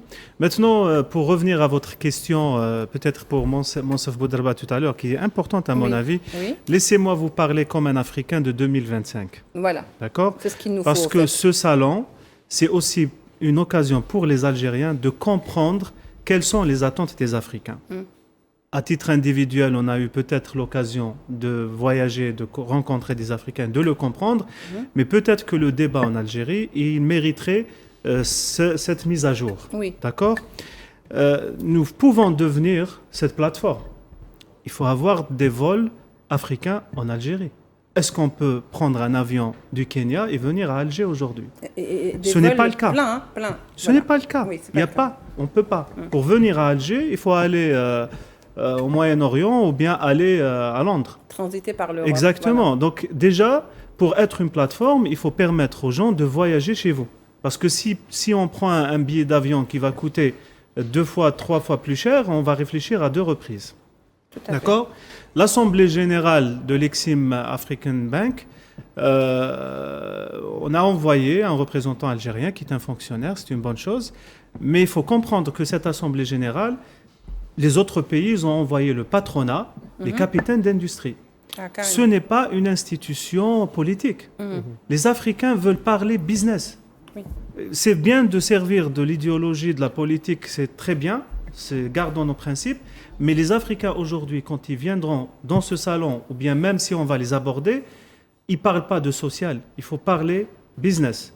Bien sûr, on a des axes à défendre, ça c'est inéluctable. Donc déjà, Afrexim Bank, ce n'est pas une institution politique, c'est une institution qui fait du business. Donc financière. Il faut jouer le jeu, je n'arrête pas de le répéter, c'est pour ça que je vous dis, permettez-moi de vous parler comme un Africain de 2025, il faut faire jouer le patronat. Il faut assister à l'Assemblée générale de cette banque, il faut chercher les leviers de financement, il faut chercher les occasions, il faut ouvrir, l'Algérie doit s'ouvrir sur son continent, sur son environnement, créer les occasions de voyage et d'échange avec le patronat africain. Le privé en Afrique, il est important. C'est aussi pour cette raison que l'Algérie accueille justement cette 4e Exactement, édition. c'est une occasion pour nous-mêmes déjà de comprendre cette dynamique.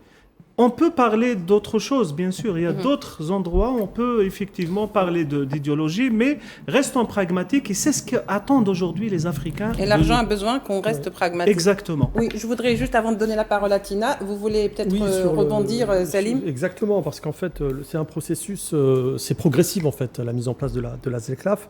Aujourd'hui, on estime entre 10 et 12% le commerce intra-africain. Lorsqu'on le compare à ce qui est mis en place dans l'ASEAN, c'est à peu près 25%. Dans l'Union européenne, qui est un bloc mature, on est à 60%. Mais je pense qu'effectivement, pour pouvoir atteindre l'objectif des 30% à 2030, il y a déjà le développement des infrastructures, parce qu'on parle effectivement de vol. Il y a également les infrastructures qui ne sont pas toutes développées dans tous les pays africains. Il y a l'accompagnement des pays africains aussi. On peut commencer par celles où elles sont développées. Hein. Déjà, peut-être c'est l'un des obstacles. Il y a l'accompagnement des pays qui n'ont pas encore mis en place leur dispositif, qu'ils soient au niveau douanier, au niveau fiscal. Il y a l'alignement des politiques, une harmonisation des politiques par bloc. Vous parlez de certains aussi là blocs. le rôle de la ZLECA. Exactement. Et donc, c'est quelque chose qui se mettra en place, je pense, de manière progressive. Et en tout cas, l'Algérie a bien l'ambition avec l'IATF de lancer cette dynamique, de la fédérer et justement, comme je le disais au début, d'être un catalyseur. Voilà, c'est pour ça que tout à l'heure on disait, et depuis le début, Tina, on disait que l'Algérie peut jouer justement ce rôle de locomotive pour faire bouger les choses. C'est pas une question, elle peut. C'est le rôle qui lui est attribué naturellement. L'Algérie est là pour justement jouer ce rôle de locomotive, ce rôle parce que l'expérience dans la. Depuis tout à l'heure, on est en train de dire qu'il faut, on est en train de parler business, on est en train de parler d'économie, on parle pas d'idéologie. L'argent est une idéologie. L'argent est la plus grosse idéologie du 21e siècle. Le 21e siècle a été bâti sur deux idéologies. La première, c'est la force, c'est les interventions étrangères. Je parle de nous en tant que panafricaines et africaines.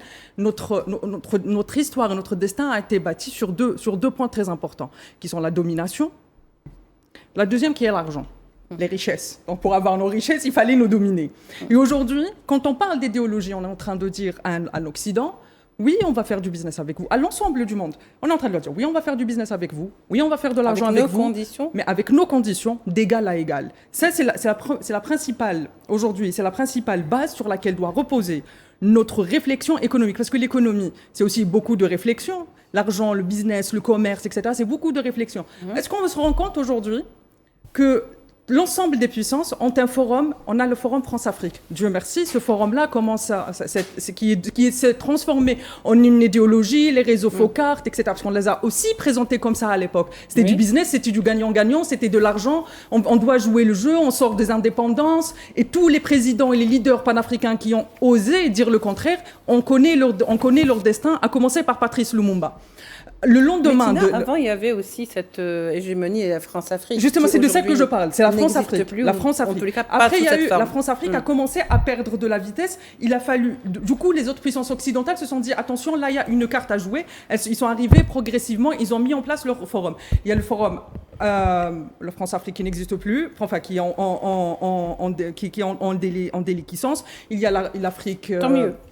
Et tant mieux, grand bien à nous. Il y a le forum États-Unis-Afrique. Et je rappelle que lors du forum États-Unis-Afrique, le président américain à l'époque, Joe Biden, n'a pas invité 4 pays africains, soi-disant que il n'était pas assez démocrate. Il venait de connaître des changements de pouvoir, etc. Il a estimé que ces changements de pouvoir ne lui convenaient pas, n'étaient pas assez démocrates. Donc il y a ce paternalisme, il y a cette idéologie qui a été mise en place en Afrique. Et aujourd'hui, pour qu'on puisse aller de l'avant, l'Algérie est un des pays qui montre l'exemple justement du fait que l'idéologie, encore une fois, n'est pas un fardeau pour les pays. On a été un pays avant-gardiste dans le cadre de notre révolution et de notre libération du colonialisme. Oui. On est en train de jouer aujourd'hui sur deux volets. L'Algérie aujourd'hui, elle a la capacité de dire aux puissances, moi, je vais faire du business avec vous, je vais faire du commerce avec vous, mais en gardant d'égal à égal. Et c'est ça l'enjeu aujourd'hui. Je suis bien d'accord avec l'idée qu'aujourd'hui, on doit se retourner. On doit se retourner sur nous, mais c'est pas se retourner sur nous, c'est pas s'isoler. Bien au contraire, se retourner sur nous. C'est avoir l'audace de regarder nos défauts. Par exemple, on a parlé des blocs.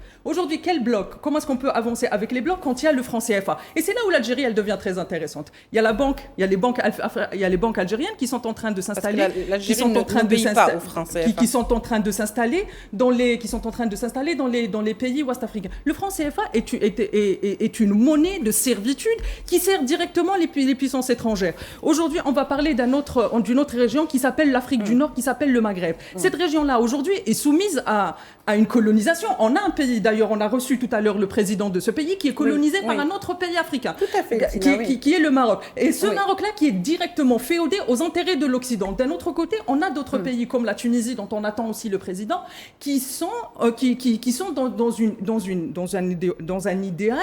L'idéal, ça ne fait pas de mal parfois, mais qui sont aussi pragmatiques avec l'idée de construire une Afrique afro-africaine. Enfin, l'un n'exclut pas l'autre. On n'a pas dit que l'un n'exclut pas. On peut très bien avoir son idéologie et continuer à travailler sur le plan pragmatique. Les Américains, comme le font les Chinois, par exemple. Par exemple, on va prendre l'exemple du président américain. Il a été élu sur l'idée de l'America First. Pourquoi est-ce qu'aujourd'hui, quand les Américains parle de l'idée d'un certain conservatisme économique, d'un certain protectionnisme économique, on est admiratif, on se dit il a les intérêts, il a une vision à long terme, etc. Et nous, quand les pays du Sud global parlent de l'idée d'aller de l'avant, de l'idée d'aller de l'avant tout en n'ayant pas peur de se regarder, de faire l'introspective de nous-mêmes, on imagine directement qu'on va s'isoler. Bien évidemment que cette rencontre, elle est ici pour mettre en place une réflexion économique. Comme je le disais, elles sont très importantes. Il devrait même y en avoir plus, peut-être même aller à 2-3 éditions par an ou créer d'autres éditions quand on sait que toutes les puissances occidentales ont leur forum Afrique, Afrique et avec elle. Il y a même le Japon qui s'y est mis, l'Inde, l'ensemble des acteurs économiques dans le monde. Ils sont... Oui, allez-y, Tina. Pour conclure, parce que pour conclure, il y a, on va aussi parler de l'industrie cinématographique.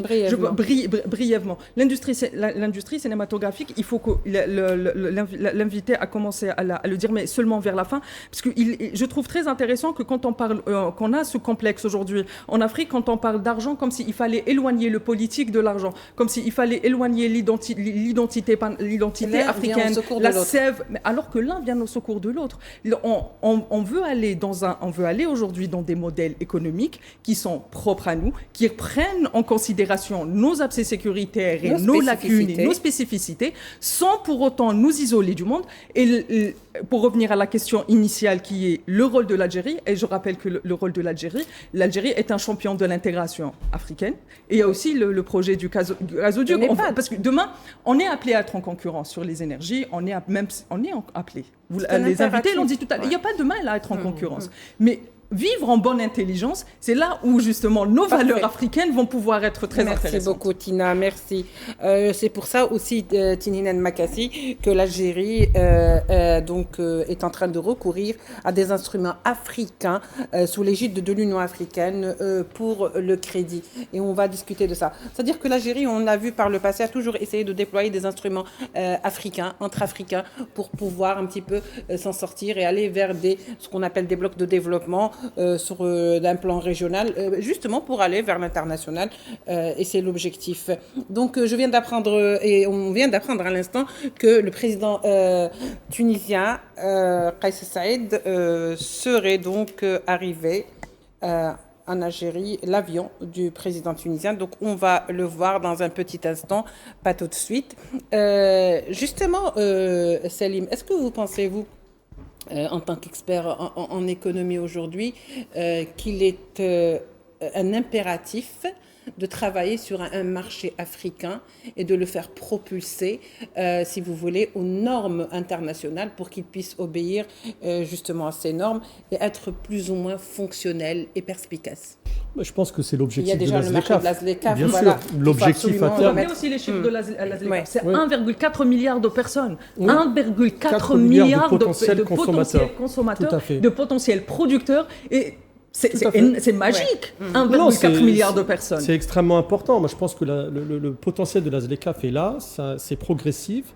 1,4 milliard qu'il faut intégrer à l'économie mondiale, c'est-à-dire intra-africaine, mais également avec des continents tels que l'Europe et le Moyen-Orient et d'autres continents. Et donc, je pense que l'ambition, elle existe, elle est réelle.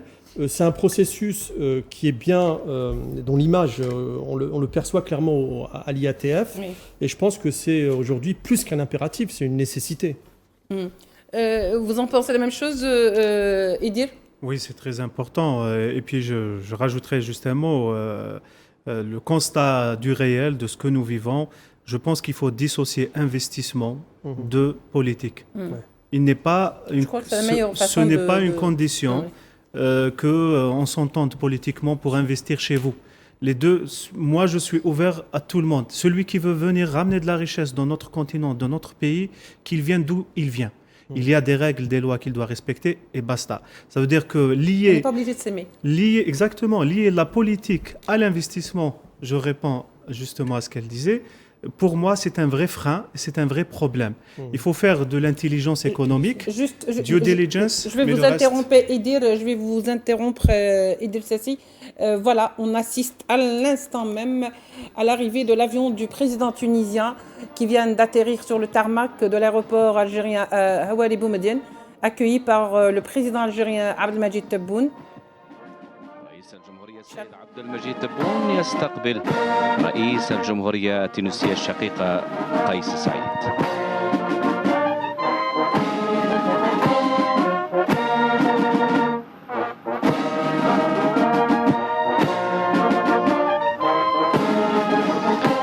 حديث أخوي ودي بين رئيسين تجمعهما رؤية مشتركة وتطابق لأجل طرق آفاق جديدة في التعاون الثنائي بمختلف مجالاته وفي عدة ملفات وقضايا.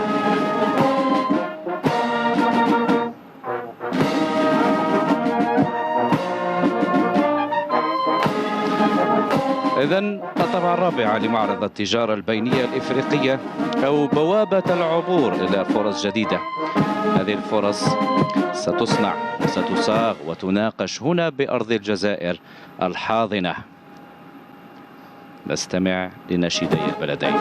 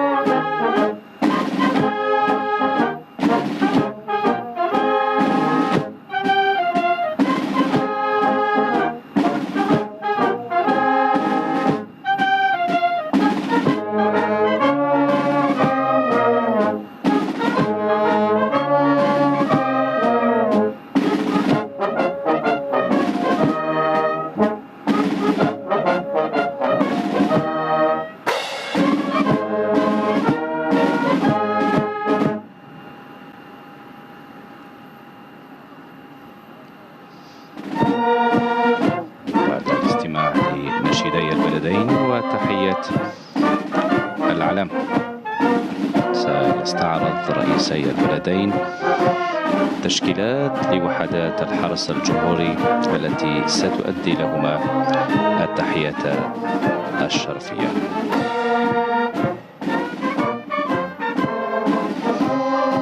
وإذا مشاهدينا، حدث اقتصادي ضخم هو نقطة تلاقي بين صناع القرار السياسي والاقتصادي من رواد وخبراء وأصحاب المال والأعمال. قرابة 2000 عارض من 140 دولة، كلهم يشاركون هنا بالجزائر في نسخة لن تشبه سابقاتها حسب الخبراء والمتابعين. نسخة ستكون نقطة إقلاع حقيقي لاقتصاد إفريقي قوي ومندمج، وهو الطموح الذي يحظو الجزائر وشركائها.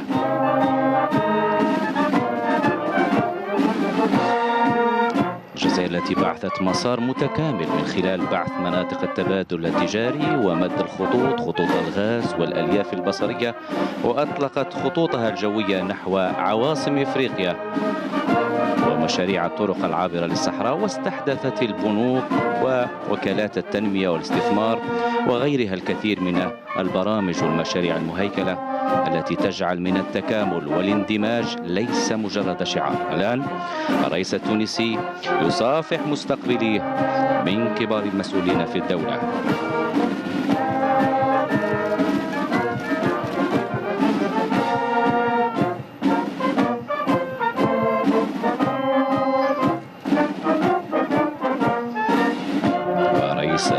السيد عبد المجيد تبون يصافح الوفد الرئاسي الرسمي المرافق لضيف الجزائر السيد قيس سعيد.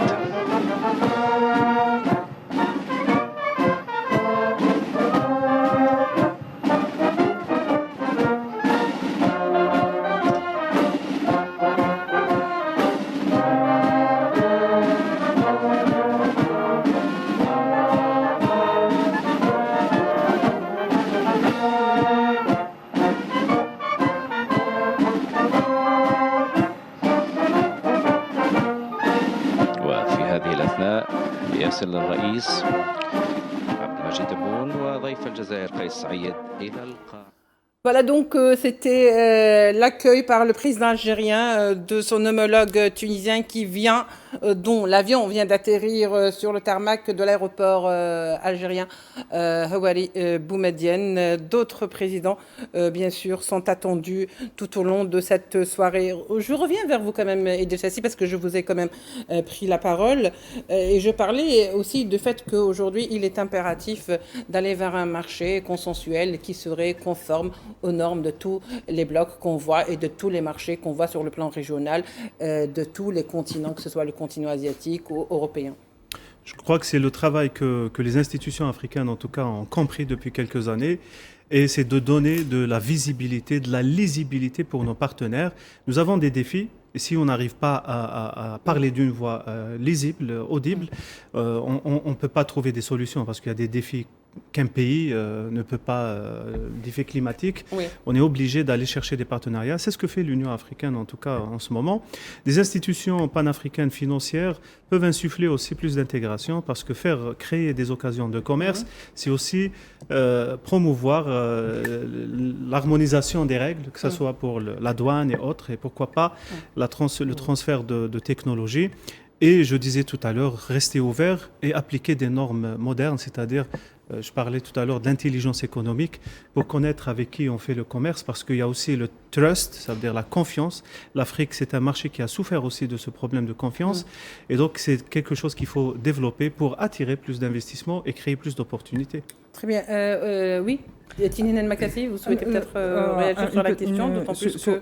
Sur la question du politique et de l'économique, il ne faut pas oublier que l'organisation de coopération de Shanghai hier a clairement, une des plus grosses organisations de coopération, regroupement économique régional, a clairement affirmé son soutien au génocide, aux Palestiniens qui subissent un génocide, a clairement dit que les intimidations de l'Occident ne lui font pas peur et qu'elle pourrait aller. Donc il y a déjà ces modèles-là dans le Sud global qui sont en train de mettre en place des partenariats, des économies gagnant-gagnant qui se distinguent et qui ne négligent ni le on est aujourd'hui à un niveau où on ne néglige absolument aucun segment de cette truc. Et très brièvement, il y a aussi quelque chose qu'il faut sur lequel il va falloir aujourd'hui que l'Afrique se penche, ça va être le financement. Il ne faut pas oublier aussi l'Algérie a commencé à financer les institutions africaines parce que pour désenclaver l'Afrique, je ne sais pas si vous allez me rejoindre, pour désenclaver l'Afrique, il va falloir aller vers le financement, un financement intelligent et un financement propre et qui servent les intérêts de l'Afrique, parce qu'il ne faut toujours pas oublier les interventions étrangères, la domination, les multinationales, ce qu'elles ont fait. Bien sûr, c'est très important. Justement, vous me tendez la perche, Tinine El Makassi. Salim, alors le désenclavement de l'Afrique est considéré comme un vecteur de développement, voire même axial. C'est un enjeu clé en fait voilà. dans le processus, c'est-à-dire que lorsqu'on parle de désenclavement, on pense tout de suite aux infrastructures, au transport. Aujourd'hui, le transport des marchandises, quelquefois, il peut coûter 50 à 75% plus cher. Tout à fait, parce que les réseaux logistiques ne sont pas optimisés. Et puis, il ne faut pas oublier aussi le désenclavement numérique du continent, encore plus financier également du continent, puisque les banques ne sont pas actives dans tous les pays comme elles devraient l'être. Et je pense que c'est un enjeu qui est extrêmement important aujourd'hui et demain pour l'ASDECAF. Dernier mot, Idriss Sassi. C'est une opportunité en or qui nous est aujourd'hui offerte et qu'il faut exploiter au maximum, comprendre les attentes des Africains, créer ces passerelles. Il faut savoir aussi que les rendez-vous à Alger concerne aussi des délégations qui attendent ce rendez-vous depuis des mois. Donc elles ne viennent pas pour rencontrer l'Algérie, mais c'est aussi une occasion pour les Algériens, le patronat, les opérateurs de faire du networking. C'est une occasion en or qui vient chez nous à Alger, donc il faut exploiter, capitaliser au maximum. Et il faut la saisir par tous les moyens. Merci en tous les cas d'avoir été avec nous, mesdames et messieurs. Je rappelle qu'était avec nous donc Tinine Makassi, notre journaliste experte de l'Afrique, était également avec nous aujourd'hui Idil Sassi, expert international en économie et en commerce, et bien sûr Selim Saifi, expert en géoéconomie.